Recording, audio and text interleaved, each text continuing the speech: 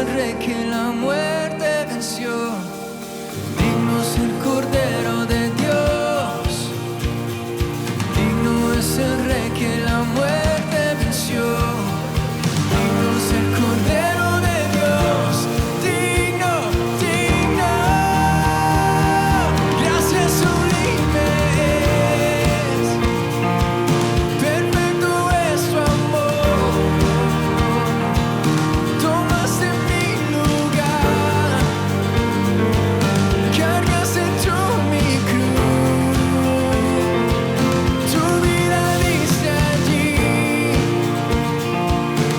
Y ahora libre soy. Oh, Jesús, te adoro por lo que hiciste en mí.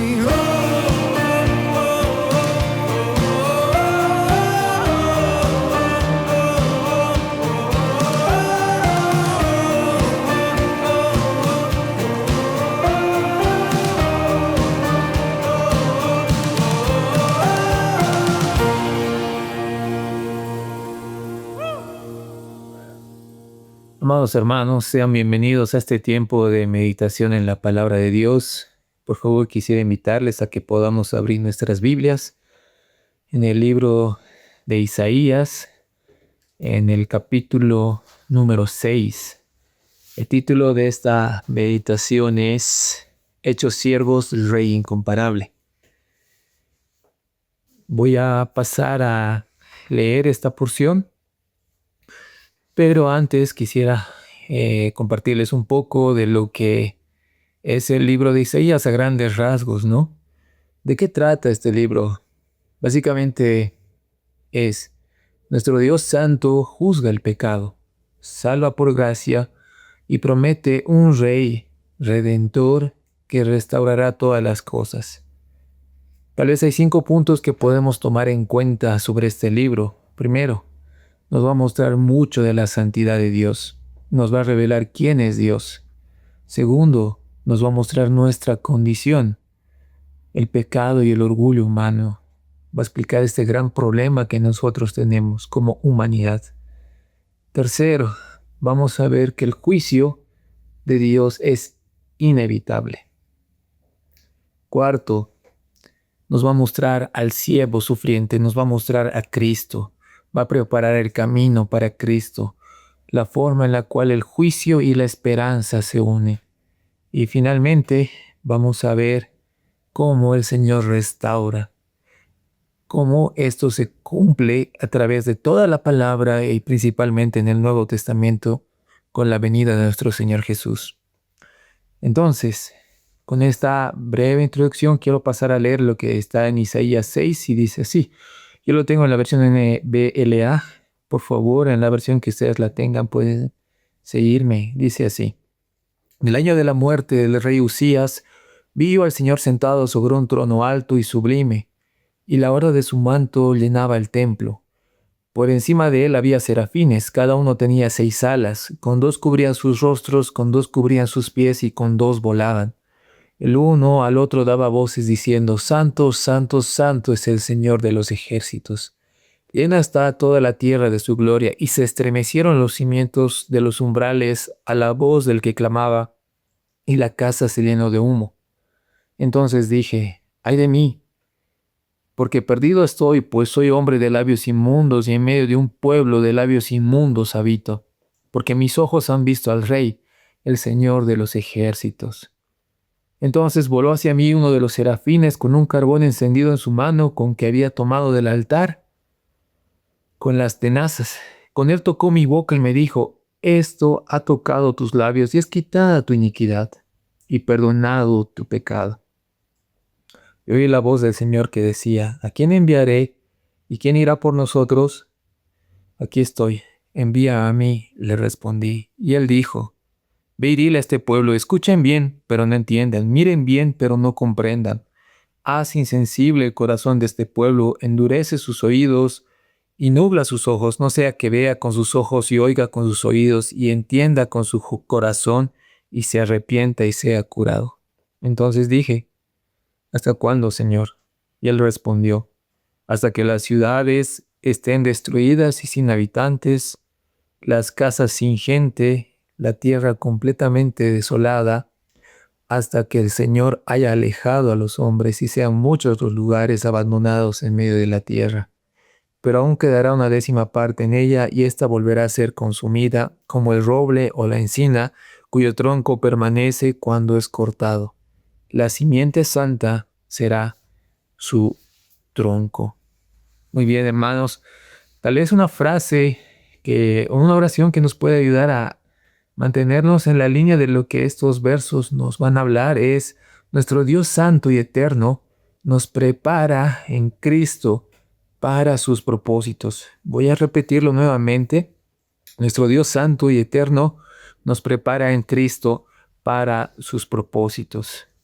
Una forma en la cual los libros proféticos funcionan, y tal vez esta ilustración nos ayude, es como un tiempo de consejería patrimonial en medio de la crisis, en medio de una crisis matrimonial. Dios describe su relación con Israel en este libro como la de un matrimonio roto. Ha habido un pacto, han habido promesas, ha habido fidelidad de manera inicial, pero ahora hay orgullo, traición y pecado acumulado, no de parte de Dios, sino de parte de su pueblo. Y todo esto es el terreno que nos prepara para este capítulo. Entonces, algo que nos ayuda bastante en lo que es la profecía en la palabra es que no es principalmente predecir el futuro la función que tenía la profecía, sino de proclamar la verdad de Dios a la luz de los pactos que Dios ha hecho, de las verdades y de las promesas que Dios ha dado. Anuncia juicio y salvación futura. Como tal vez podamos recordarlo en Deuteronomio, el pueblo de Dios había roto el pacto. Y tal vez un mejor panorama de todo este libro es que de los capítulos 1 al 39 nos muestra el trato de Dios con Jerusalén, cómo viene su juicio. Incluso hay esta amenaza de la invasión de los asirios. Y de los capítulos 40 al 66 vemos más un enfoque en la Jerusalén futura, ¿no? En ese consuelo y en esa restauración que solamente iban a venir por medio de Cristo. Entonces nos encontramos al inicio del libro, y para tener más contexto quisiera hablarles un poco de los capítulos previos. En Isaías 1 nos muestra la rebelión del pueblo, cómo había esa hipocresía religiosa y ese pecado se había estructurado en toda la nación. De los capítulos 2 al 5 vemos el orgullo humano, la idolatría, la injusticia en el pueblo de Israel y esa falta de seguridad. Y el tema que resalta mucho acá es el orgullo humano. En Isaías 2:11 dice: la altivez del hombre será abatida. Entonces, el capítulo 6 no está ocurriendo en el vacío o en la nada, sino que es una respuesta de Dios ante el orgullo humano. Entonces, hermanos, creo que es una buena oportunidad para examinar nuestras vidas, examinar nuestros corazones. Y si hay orgullo en nosotros, el capítulo 6 de Isaías es un lugar al cual podemos acudir para ser restaurados, tratados por la palabra del Señor y poner nuestra mirada en nuestro corazón donde realmente tiene que estar. Algo muy importante es tal vez ver lo que dice el capítulo 5. Hace muchas metáforas de la viña, que Dios esperaba unas buenas uvas, pero han sido producidas uvas silvestres. Israel había fracasado en su confiar en el Señor y había empezado a adorar ídolos, dioses falsos, hechos de encinas, hechos de madera. Entonces, vamos al primer punto de esta meditación, y es el trono de Dios. El verso 6 nos dice: en el año de la muerte del rey Usías vi yo al Señor sentado sobre un trono alto y sublime, y la orla de su manto llenaba el templo. Aquí nos da un poquito de contexto este verso, porque nos dice que comienza con la muerte del rey Usías. ¿Quién era el rey Usías? O algunos también lo llamaban Azarías. Fue un rey en Judá. Ha gobernado más o menos 50 años en ese lugar.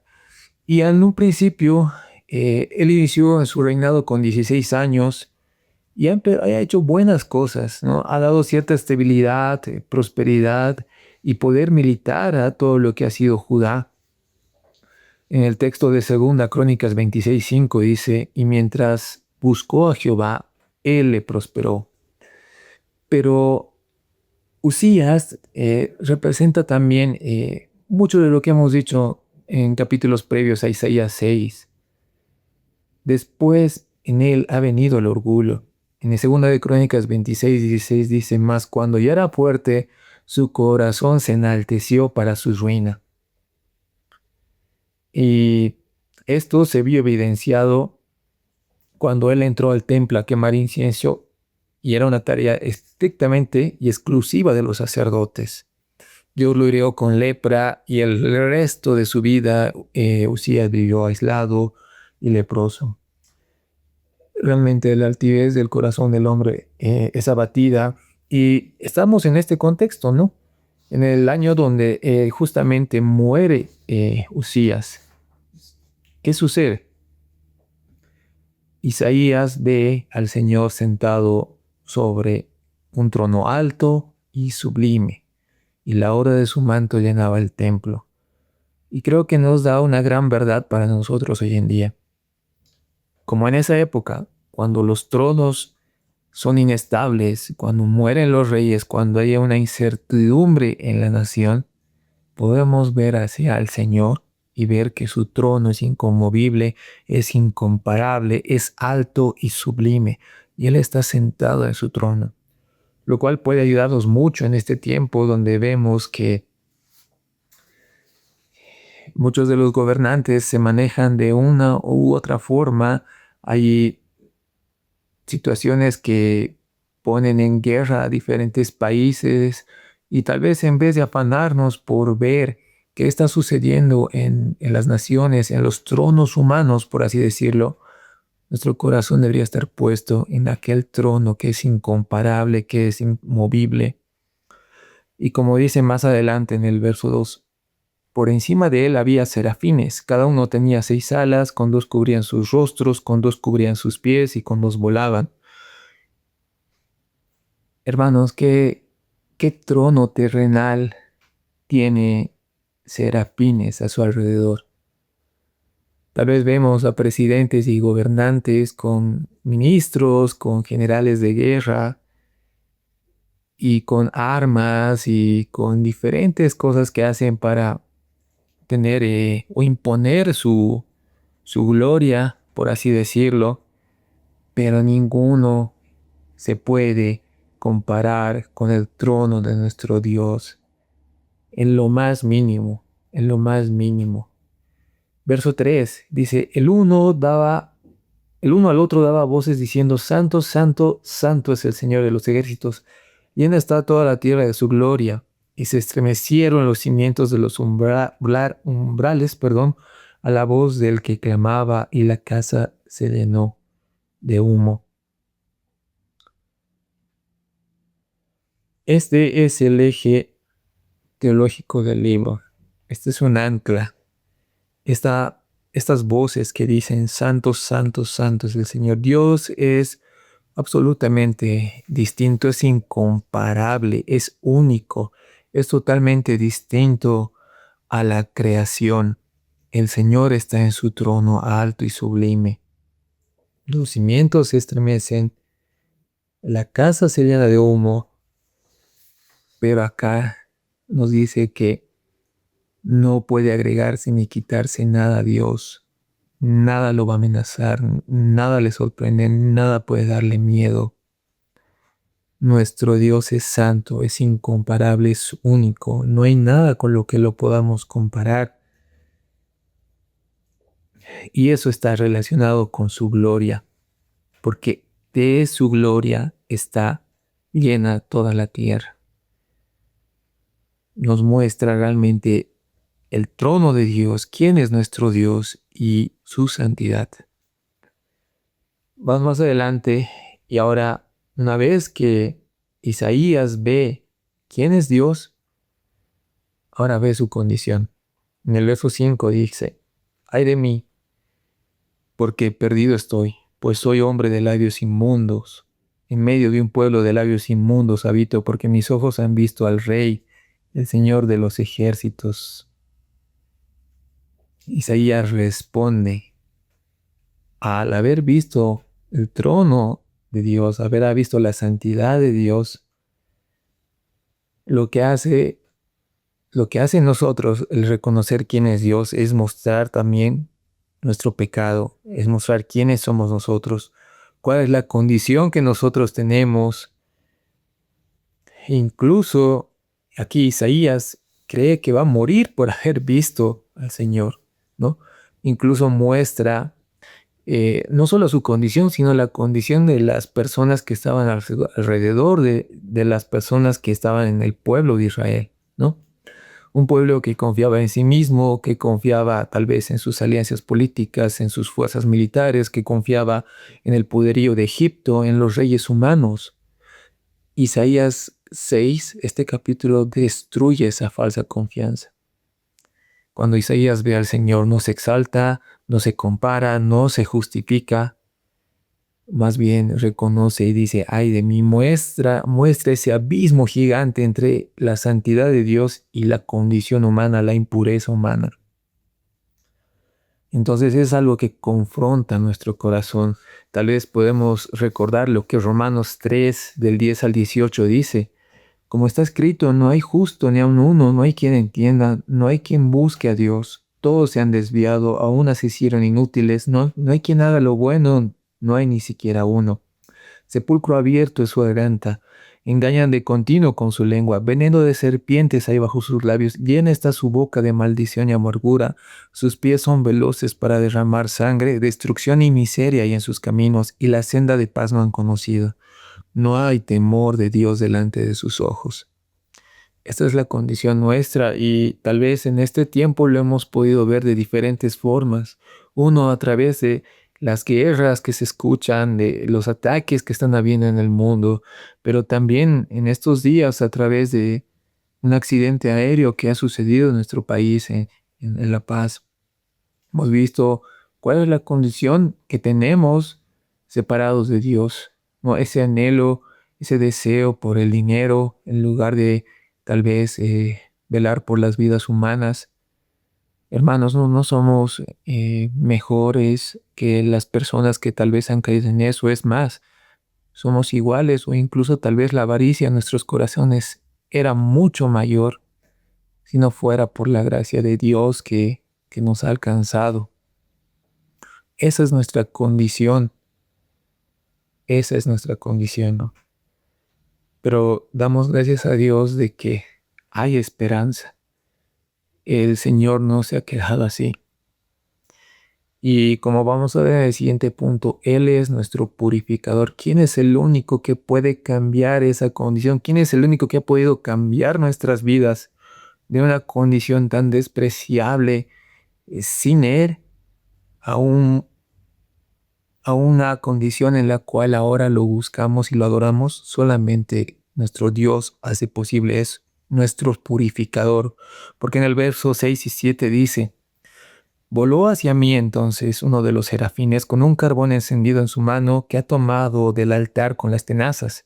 Con él tocó mi boca y me dijo, esto ha tocado tus labios y es quitada tu iniquidad y perdonado tu pecado. La iniquidad de Isaías es quitada a través de esta acción. Este carbón que toca la boca de Isaías. Hay comentarios donde dicen que en esa época había rituales idólatras antiguos donde se hacían estas cosas para el lavamiento de la boca. Estos rituales se hacían porque para que los ídolos habiten en las personas, ¿no? Pero aquí se ve todo lo contrario. No se da vida a un ídolo a través de esta acción, sino que se purifica, que Dios purifica al hombre. Y es precioso esto, hermanos, porque el resultado es una vez que toca su boca, aquella que había dicho que estaba lleno de impureza, ahora se quita su iniquidad y es perdonado su pecado, una conexión preciosa con lo que Cristo ha hecho. ¿Cuál era la única forma de que nosotros seamos limpiados de nuestra iniquidad y perdonados de nuestro pecado? ¿Cuál es la única forma de superar ese abismo entre la santidad de Dios y la iniquidad humana? Solamente por medio de Cristo. Solamente porque Él ha cargado toda esa iniquidad y toda esa maldad y ha recibido lo que justamente merecía esa iniquidad, justamente ese juicio en la cruz lo ha recibido Cristo en nuestro lugar. La única forma de acercarnos a un Dios santo es por medio de lo que Cristo ha hecho. Él ha purificado nuestras vidas, Él ha perdonado nuestros pecados con su muerte en la cruz, recibiendo lo que mi vida merecía, esa muerte. Y el Señor no se queda ahí. No solamente nos quita nuestra iniquidad, no solamente perdona nuestros pecados, sino que nos prepara y nos llama. En el verso 8 vemos su llamado. Y oí la voz del Señor que decía: ¿a quién enviaré y quién irá por nosotros? Aquí estoy, envíame a mí, le respondí. Es bien preciosa esta parte porque dice: ¿y quién irá por nosotros? Es una muestra de la Trinidad, es una muestra de Dios, Padre, Hijo y Espíritu Santo hablando, y Isaías respondiendo: heme aquí, envíame a mí. Y esta misión no iba a ser fácil. Isaías iba a ser enviado a un pueblo que iba a oír pero no entender, ver y no comprender, con un corazón endurecido, con los ojos nublados. Esa era la misión. Verso 9. Y él dijo: ve y dile a este pueblo, escuchen bien, pero no entiendan, miren bien, pero no comprendan. Haz insensible el corazón de este pueblo, endurece sus oídos y nubla su visión. No sea que vea con sus ojos y oiga con sus oídos y entienda con su corazón y se arrepienta y sea curado. Este pueblo lleno de orgullo que no adoraba al Dios vivo y verdadero, este pueblo que estaba metido en una adoración a los ídolos, se había vuelto como sus ídolos. No veían, no oían, no podían volverse a Dios. En cambio ahora Isaías ve y oye. Él puede ver y oír. ¿Y cómo lo vemos esto a la luz de la palabra y en el Nuevo Testamento, en Juan 12, 37 al 41? Dice así: pero aunque había hecho tantas señales delante de ellos, no creían en él. Está haciendo referencia a Jesús. Para que se cumpliera la palabra del profeta Isaías que dijo: Señor, ¿quién ha creído a nuestro anuncio y a quién se ha revelado el brazo del Señor? Por eso no podían creer, porque Isaías dijo también: Él ha cegado sus ojos y endurecido su corazón, para que no vean con los ojos y entiendan con el corazón y se conviertan y yo los sane. En esto dijo Isaías porque vio su gloria y habló de él. Isaías haya visto la gloria de Cristo, el alto y sublime, a Cristo mismo, la santidad de Dios revelada en el templo, la gloria del Hijo de Dios. Y esta misión es esa: decirle al pueblo que oiga pero no entienda, que vea pero no comprenda, endurecer su corazón, nublar sus ojos y evitar que se arrepientan. Esto iba a pasar y se ha revelado, se ha mostrado claramente cuando el pueblo judío veía a Jesús y veía todas las señales que él hacía para que ellos crean. Estaban endurecidos y se cumplía lo que aquí había dicho el profeta. Entonces, tras la purificación de el profeta, tras la purificación de Isaías, tras ser comisionado ahora, ser dado un propósito para él, él responde ante esta misión que parece incluso perdida, porque no iban a responder y no iba a haber respuesta en todos aquellos que iban a escuchar el mensaje, pero pasa lo siguiente en el verso 11. La esperanza futura se va a cumplir. Y esta es la respuesta de Isaías. Dice: entonces dije: ¿hasta cuándo, Señor? O sea, me estás dando esta misión. Parece que no va a haber respuesta. Y aquí Isaías dice en el verso 11: entonces dije: ¿hasta cuándo, Señor? Y él respondió: hasta que las ciudades estén destruidas y sin habitantes, las casas sin gente y la tierra completamente desolada, hasta que el Señor haya alejado a los hombres y sean muchos los lugares abandonados en medio de la tierra. Pero aún quedará una décima parte en ella, y ésta volverá a ser consumida como el roble o la encina, cuyo tronco permanece cuando es cortado. La simiente será santa. La simiente santa será su tronco. Entonces, ¿hasta cuándo? ¿Hasta cuándo, Señor? Y la respuesta es: hasta que las ciudades estén desoladas, hasta que la tierra quede devastada y hasta que el pueblo sea llevado lejos. Pero hay una esperanza. Va a quedar un remanente, un tronco que permanece después de cortar el árbol. La simiente santa será su tronco. Se anuncia un juicio devastador, el pueblo endurecido, pero a pesar de todo eso va a haber una simiente santa. Y esa simiente es justamente Cristo. Más adelante en el capítulo 7 se ve que es Emmanuel. En el capítulo 11 se dice que es el retoño del tronco de Isaí. Es Jesús descrito como la vid verdadera, el verdadero rey, el verdadero líder. Está apuntando justamente a Cristo, a esta simiente santa. Entonces, toda esperanza está puesta en la venida de nuestro Señor Jesús. Y a todo esto, hermanos, para ir cerrando este tiempo de meditación, quisiera que podamos recordar la frase que les di en un inicio, que decía: nuestro Dios santo y eterno nos prepara en Cristo para sus propósitos. Hemos visto a través de esta porción que los gobiernos humanos, los tronos terrenales son inestables y terminan. Y el trono de Dios es inconmovible e incomparable. Hemos visto que al acercarnos al trono de Dios, a su santidad, al ver que Él es incomparable y único, también nos va a mostrar cuál es nuestra condición, nuestra impureza y nuestros pecados. El ataque para todo tipo de orgullo en nosotros, y lo mejor que podemos hacer es ir a la presencia de Dios, reconocer su santidad, que nos va a ayudar a ver nuestra propia condición y no nos va a dejar ahí, porque por medio de Cristo Él nos ha purificado y ha perdonado nuestros pecados. Hermanos, vamos a ver ahí ese contraste tan grande en que hay entre nuestro Dios santo y nuestra propia condición. Y lo podemos ver día a día en las noticias, cómo las personas reaccionan en este mundo caído, cómo nos reflejan a nosotros mismos cuando no tenemos a Dios en nuestras vidas, cuando Él no nos ha purificado, Él no ha perdonado nuestros pecados. Incluso en Isaías era el hombre más recto en ese momento de todo Israel, pero él al acercarse a la santidad de Dios ve su impureza, ve su iniquidad. Nosotros hacemos lo mismo, hermanos. Al acercarnos a Dios vamos a ver cuán precioso es Él y cuál es nuestra condición, pero también algo se hace más asombroso: lo que Cristo ha hecho por nosotros. Limpiarnos de toda nuestra iniquidad por medio de su vida, muerte, resurrección, y ahora Él reina.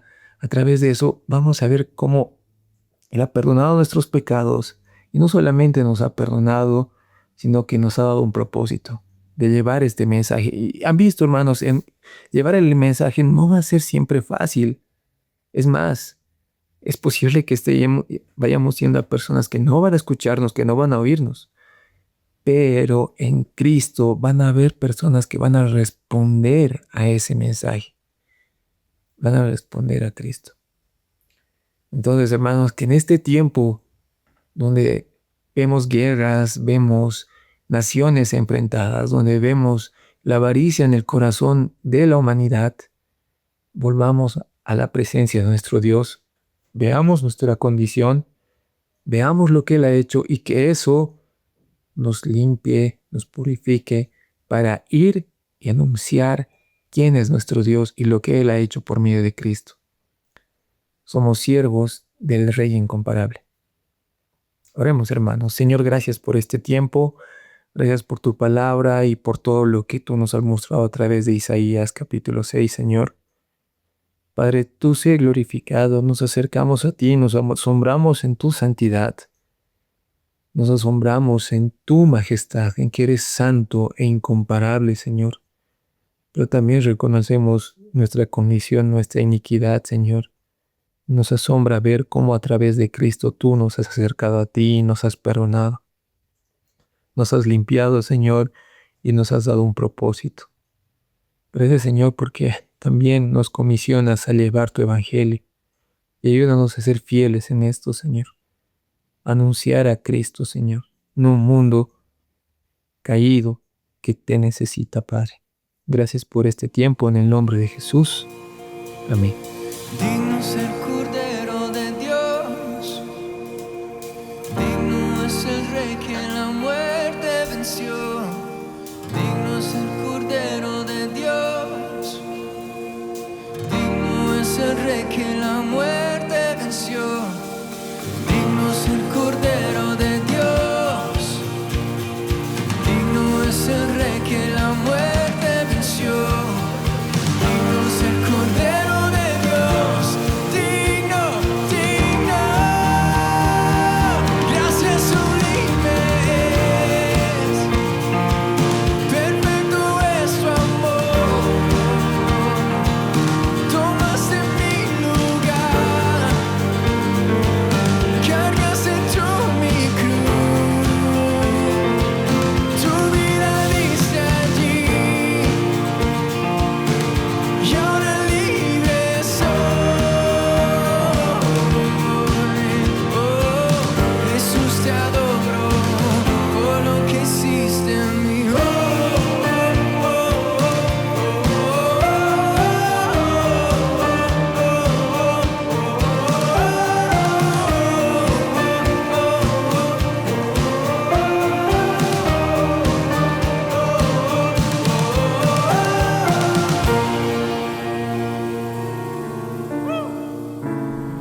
Esperamos que el mensaje de hoy haya sido de bendición para tu vida.